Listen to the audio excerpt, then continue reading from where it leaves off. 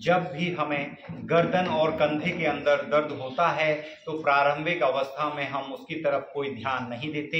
ये समस्याएं धीरे धीरे बढ़ने लगती हैं और जब हम डॉक्टर के पास जाते हैं तो डॉक्टर एक्सरे कराता है और एक्सरे की रिपोर्ट में लिखा हुआ आता है ऑस्टोफाइट्स। आपकी जो वर्टिब्रा है उसके ऊपर ऑस्टोफाइट्स बन चुके हैं और ऑस्टोफाइट्स जो है वो आपकी मांसपेशियों में चुभते हैं, जिसकी वजह से आपकी मांसपेशियों में एक तनाव और एक सूजन आने लगती है, जिसके ऊपर नसों में तनाव होता है और आपको गर्दन और कंधे में दर्द जैसी समस्याओं को झेलना पड़ता है।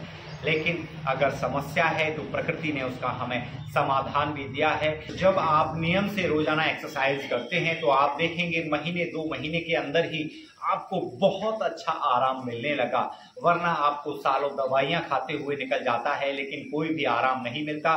जब तक आप दवाइयों का सेवन करते हैं तब तक आराम होता है, उसके बाद कोई आराम नहीं होता। तो आइए जानते हैं जो ऑस्टोफाइट्स की समस्या है, जो वर्टिब्रा के ऊपर नोक बन चुकी हैं, उसको किस तरह से हम पूर्ण रूप से समाप्त कर सकते हैं और पूर्ण रूप से स्वस्थ हो सकते हैं। उसके लिए इस तरह से जो हमारी ठोड़ी है उसके ऊपर एक हाथ रखना है और दूसरा इस तरह से रखते हुए गर्दन को पीछे की तरफ हाथ के सहारे से प्रेस करेंगे और फिर आगे।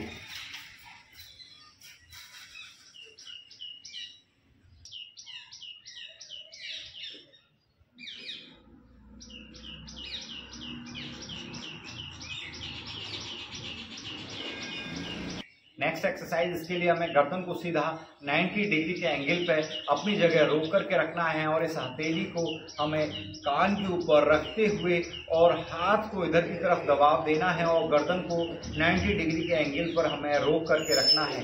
ज्यादातर लोग बताते हैं कि गर्दन को इधर की तरफ धक्का देना है और हाथ को इधर की तरफ धक्का देना है।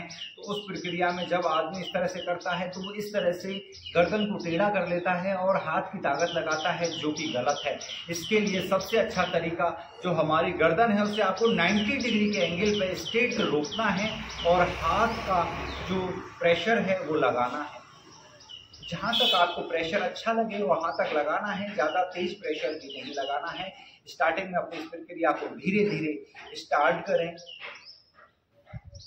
ठीक उसी प्रकार से अपने इन उंगलियों को हम इस तरह से फंसाते हुए और माथे के ऊपर रखेंगे और सेम वही प्रक्रिया गर्दन को आपको रोक करके रखना है और हाथ को पीछे की तरफ हमें प्रेस करना है।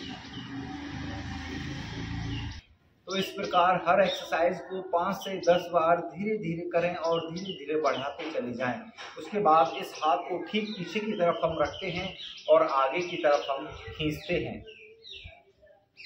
गर्दन को सीधा रोकना है।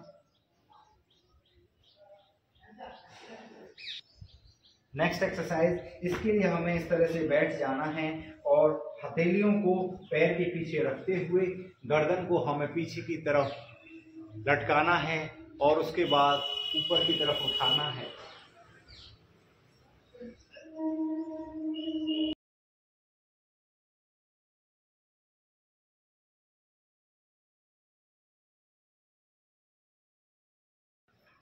नेक्स्ट, इसके लिए हमें गर्दन को इस तरह से लाते हुए डी के आकार में हमें गर्दन को घुमाना है।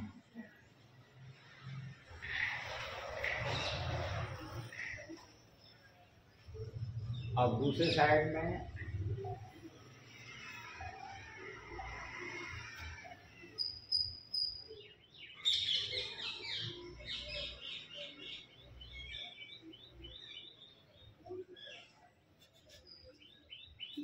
जो व्यक्ति इस तरह से नहीं कर सकते वो इस तरह से एक बेड के किनारे पर इस तरह से लेट जाना है और गर्दन को इस किनारे से बाहर लटकाते हुए सेम उन्हीं एक्सरसाइजों को हमें इस तरह से करना है।